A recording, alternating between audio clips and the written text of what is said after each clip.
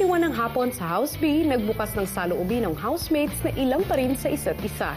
Sorry sa inyong girls ha, pero hindi pa ako nag-adjust. And actually, I don't want to adjust, you know. It's just, mahirap lang sa akin na nandito na naman kayo. Tayo, kasama na naman. Mas komportable ako sa kanila talaga, ha. Okay. So, sorry talaga. It's, I mean, first day ito, hindi ko alam kung mag-komportable ako sa inyo.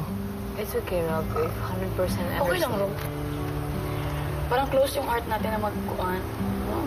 Parang close ang heart mo, no? Hindi pa siya maka-open. Magiging kay Big Brother ng susi. Sige. Magsiselos ka sa mga boys doon kapag maklose na mga girls doon.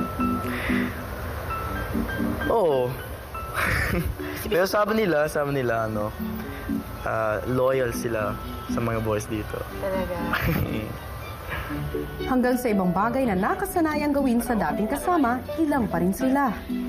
Yung salpo. Mutot ka, no? Wala ay! Okay. Go. Over, ganito pala ko to. Over. Hindi, joke lang. Lalabas ako pag umuto to. Kasi hindi pa tayo close. Pag close tayo. Okay lang, mutot ka para open na. Nagpo-conscious nga kami sa inyo. Bakit naman? Siyempre, hindi pa namin ganun kakabisado. Ayaw naman namin masyadong bad impression na ano ba naman itong mga... Ngayon nga, may permission na. May permission to part. Pero si Hermes gustong basagin ang ilangan sa pagitan nila ni Carol. Sige, ganito lang. Gusto ko malaman yung reason ba't ka naiinis. Nainis ako sa sarili ko. Bakit? Kasi? Ewan. Ha? Ikaw magsalita. I want to hear you. Want to hear you first. O, sige. Magsalita. Siyempre, nung wrap-off natin, doon tayo magkikita pa lang, di ba? Yes. Wala, nagulat lang kami sa sinabi nila na sinaktan daw kita. Ba't mo siya sinaktan, sabi nila Melay. Bakit? Nagulat kami.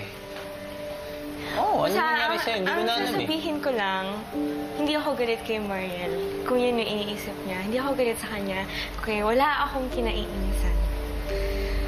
Ba't ka hindi namamansin na parang hindi nakilala yung turing mo sa amin? Ano ba yung nagawa namin o nagawa ko? Wala silang nagawa. Oo, nagawa ko. Kasi parang sa akin yung blame na ba't kita sinaktan. Bakit? Hindi ba kinukwento sa'yo? Wala naman nagkukwento sa akin eh. Anong wala?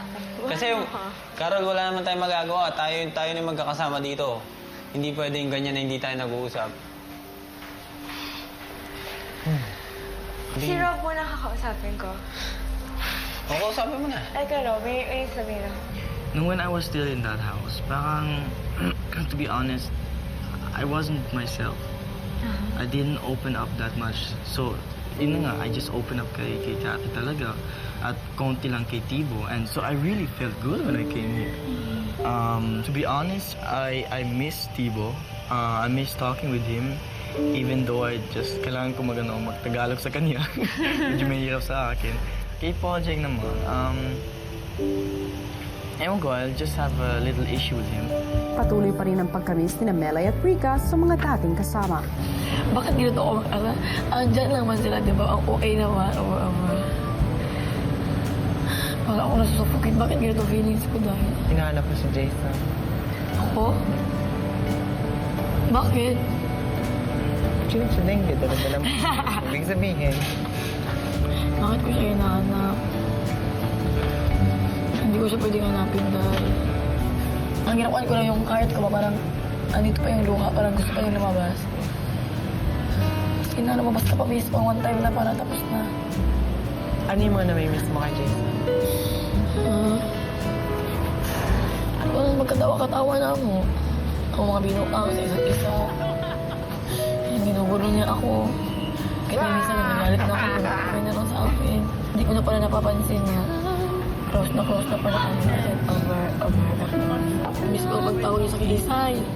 Sorry na, Isay. Manuway ka.